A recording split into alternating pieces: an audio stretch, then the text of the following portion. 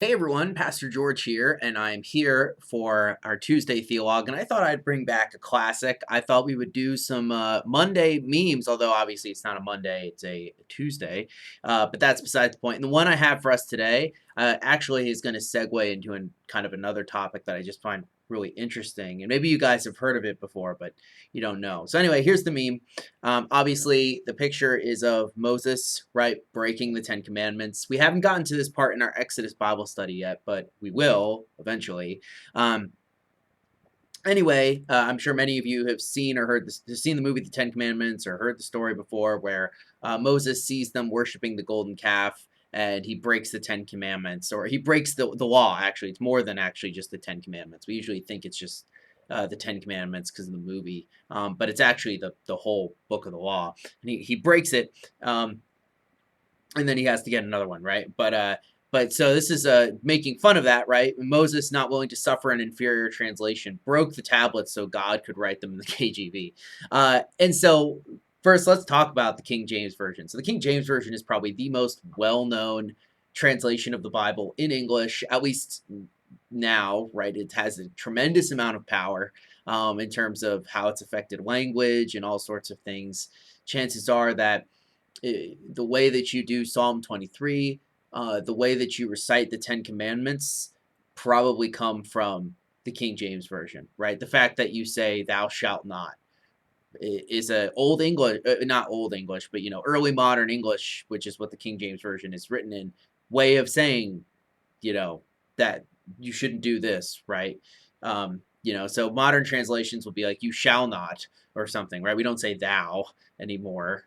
It's just a kind of strange construction, and so it's changed quite a bit over time. But there are churches today that insist on still using only the King James version of the Bible, and that's what this meme is making fun of. It's making fun of people who only use the King James version, and they think they're so superior in using the King James version that they would even destroy the laws that God gave them in order to have him rewrite it in the King James version, right? And so you may see that's weird. Like, why do people care so much?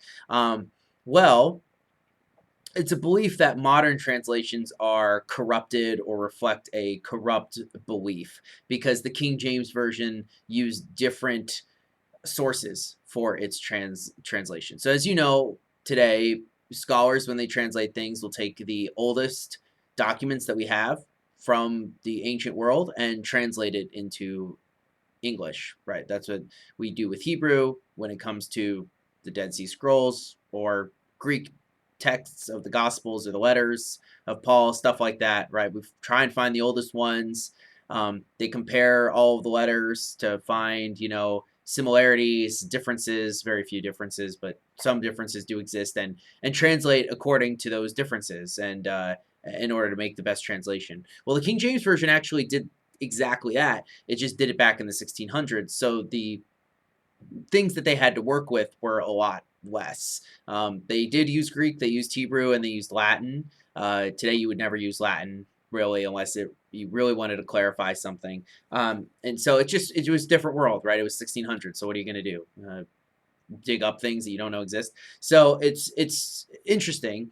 And the belief is that that was somehow a more pure translation than these modern ones. A lot of the times, I think this is rooted in a pretty kind of dismissive of scholarship. I don't want to say being scared of scholarship because that kind of makes them sound weak or whatever, and that's not what I'm intending. But being generally very skeptical and standoffish towards modern academia, which, to be fair, is totally earned, basically. But that doesn't mean that the King James Version is the correct translation. The King James Version of the Bible has a lot of I wouldn't say errors, but misinterpretations of some pretty important passages, which is relevant to discussion. They're missing whole sections of like Isaiah and Daniel and other things, Esther, because we've found those from older texts and added them. The majority of the Bible is still there and intact, but the idea that we want to get back to the originals is kind of what has done all these translations, which is why I have an ESV or people have NIV or NASB or whatever you want to talk about.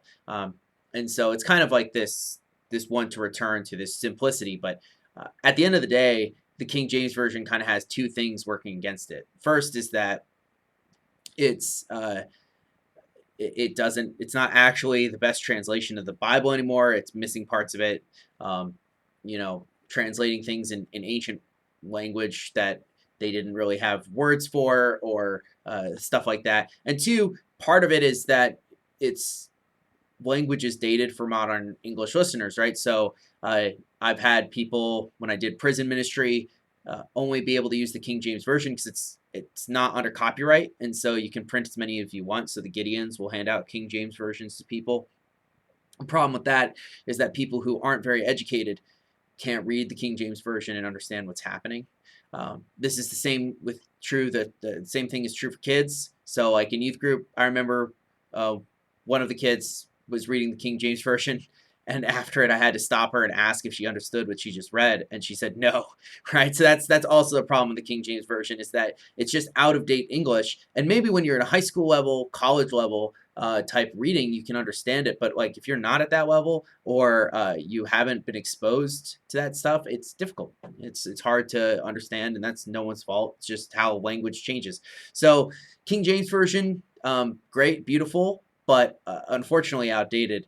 Useful for many things, still useful for teaching, but not in the sense that it should be the only version that we preach or teach out of.